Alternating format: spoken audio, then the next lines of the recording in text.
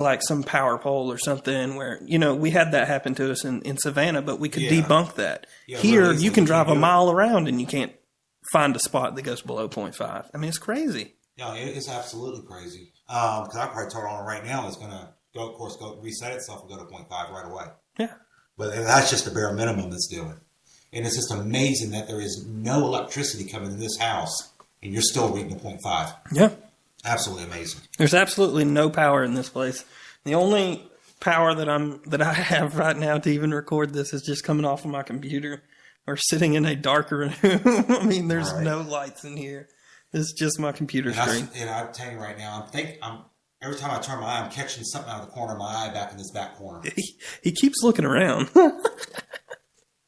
Jerry, you want to jump in on this? You're welcome to pull up right here, too. Come on, man, I'm good for right now. I'm looking something up. All right. But first off, let me say, have you listened to any of the other episodes that I've done? I've listened to 2 other episodes, not all the way through, but I have listened to 2. I know there's one that you had an issue with. You want to talk about that? Yeah, you had that lady on, I guess, talking about Sasquatch. Yes, Bigfoot. Yeah, Bigfoot, Sasquatch. I had a major issue with it because I'm not into believing there's some mysterious animal just happened to roam in the woods up in Indiana. And, I understand there's dense parts of the woods out there. There's probably things out there that people haven't discovered yet. People always discover new animals all the time. But a walking mammal that's communicating with sign language, as this woman was telling on one of Landon's podcasts. But what was the major issue that you had with that? The major issue that I had is when the woman said that they found a cast of a tooth, okay? She states they took it to a scientist, and that scientist stated, oh, yep, that's correct. You got yourself a Bigfoot tooth. Now, how does he know that's a Bigfoot tooth if Bigfoot has not been discovered yet? Yeah. Now, let's be fair here, and I'm going to play this clip back. So I knew you had an issue with this, so I really wanted to make sure that even the audience could relive this moment. So it's not a long clip, but let's go ahead and play that back, and that way you guys can hear exactly what he's talking about. And then we got to the point where I would leave vegetable juice mixes in a combination in the big, the big V8 plastic jugs, the big heavy ones. Yeah. And they would open those up and just drink it. And they would bite holes in the bottom, and that's how I started getting tooth measurements. Because they would literally bite through this thick plastic. And I had one of them take the smaller bottle of V8, the little portable ones you can take with you, and put the whole bottom of it in its mouth, which I could not even come close to putting it in my mouth, and bit down, and we got a tooth casting from the front teeth on the top of the bottle. And we tried to get the bottom teeth. And that's where... when we had casted this, I had set it aside because I thought it was pretty cool. And I had a scientist actually had contacted me through Facebook, and he had done they had done a bone pile study on Mount Olympus where they were measuring the different tooth marks from the bone piles. And he said, I have some that we have identified and we do believe are Sasquatch. And I want you to read this paper. He said, it's not been presented yet, but I want you to read this. I want you to go to this page and compare and let me know what size those teeth are that you have. And so I was like, okay, cool. So I got his measurements, and I found my little centimeter, millimeter measuring tape and got in there, and I measured it, and I wrote them down, and then I looked at his, and I looked at mine, and I'm like, holy crap. They were within 1/8 of a millimeter to matching. Really? So he said, you have a Bigfoot. He said, you have Bigfoots. He said, there's no doubt. He said, those teeth are far too big to be human. They are far too big to belong to any other creature in that forest. What do you think of that? What I think about that is known reputable scientist is going to base...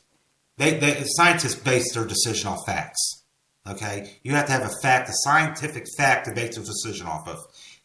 to me, I think she just found some clown on the side of the road and decided to, say, hey, say this is a Bigfoot, say you're a scientist. Because they're just not going to, if Bigfoot has never been found, how do you know you have a Bigfoot tooth? Yeah.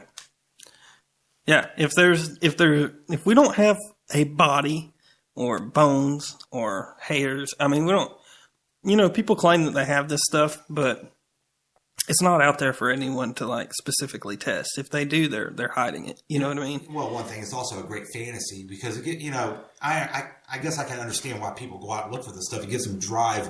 It gives these people purpose in life to actually think they're accomplishing something and actually doing something with their life.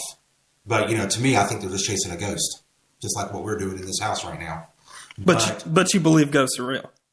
I'm I'm back and forth with that. I've seen stuff, I've witnessed stuff that I can't explain. Yeah. I've seen stuff I can't explain. There's a lot of stuff that I can't explain what happened. Mm-hmm. But, when you got video evidence and you've got EVP evidence or audio evidence, you can't dispute fact. People, we're in the most criticized field as possibly can be out there. Everybody's going to think, oh yeah, they just made this up. They doctored those photos. They edited that video. So, and I can understand what that woman's going through because I like going out here looking for ghosts. Mm-hmm. So, and she likes looking for Sasquatch.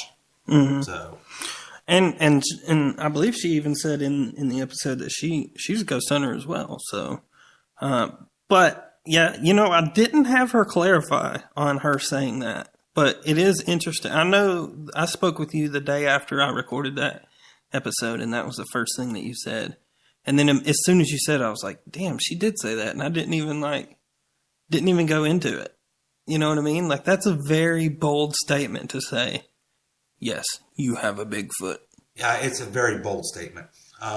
And for a scientist, that's the part that gets me, is to say that a scientist is the one that told you that this is a legit Bigfoot. Here's another one too, Nessie. If you want to talk about Nessie for a minute, or the Loch Ness monster. I've been watching quite a few documentaries, and you actually got scientists now stating facts that there's no way a giant sea serpent can be living in Loch Ness. Mm-hmm. One thing is the food supply doesn't follow, and they also talked about the Wells catfish coming in there, which grows up to astronomical sizes. Which possibly could be, But if you do but to go into it, like, again, they don't have a Nessie to base that off of, right? Oh, nice. The new First appearance? thing when I turn this on, Mm-hmm. Jerry's here. Nice. So Jerry's holding the new ethereal box that Dave Miller created. Brian Huffaway took it off the Google Play Store, so Dave recreated it. And there's a blue flash behind you. Just hit twice, Jerry. I heard you. But anyway, I mean, if we don't have a Nessie, who's to say what the food supply is? I mean, they could not even eat off fish. So how could they say that that's the main food supply? I mean, it could eat off fucking algae. You know what I mean? Or it could be. You don't know, but they're talking about a plesiosaurus. I'm talking about this thing's been extinct for what, 300 million years? Didn't you used to live up there? I used to live in Dunoon, Scotland, or Dunoon. I can't remember how it's pronounced. But we used to travel across the loch on ferry all the time. Scared the hell out of me. Why did you live up there? My dad was United States Navy. So how old were you at this point? Oh, wow. Young? Real young? Yeah, I was real young. Old enough to remember every time we went across the ferry on the loch. Mm-hmm. It scared the hell out of me every time. You only got, 9 months of sun, 9 months of darkness there because it's so high up on the equator. It's just dark and gloomy all the time. Really? Usually. Oh, yeah. But it's just so high, so far up on the equator so far away from the equator that it's no different than Alaska. Sitting so far up, you have 6 months of light, 6 months of dark. Yeah. Scotland's the same way.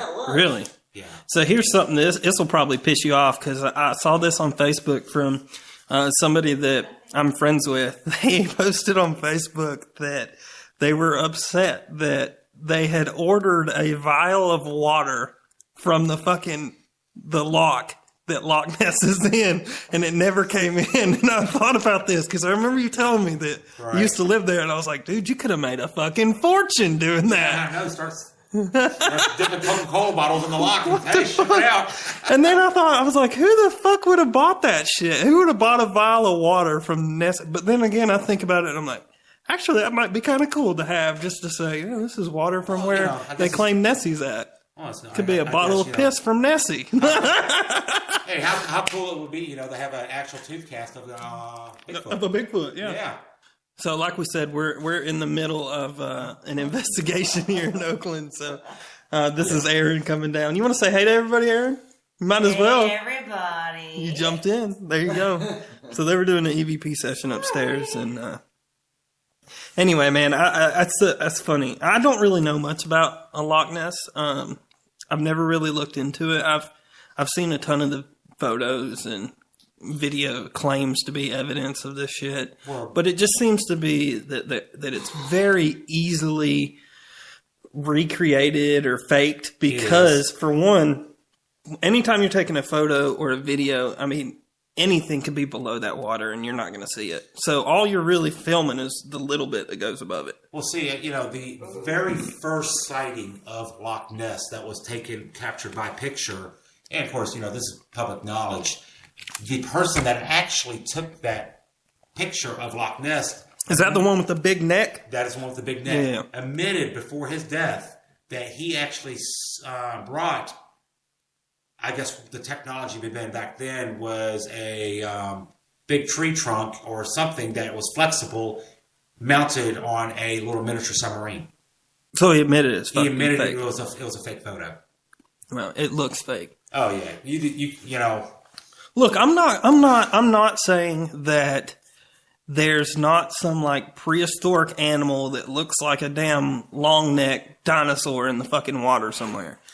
I'm not saying that that's not possible. I believe there's a shit ton of stuff that's in the water that we have no clue I'm talking what's about, out there. There's a recent discovery of the Greenland shark. Yeah. Okay. Oh, yeah, I remember this. I think it's in the past 10, 15 years, if I'm not mistaken. Mm-hmm.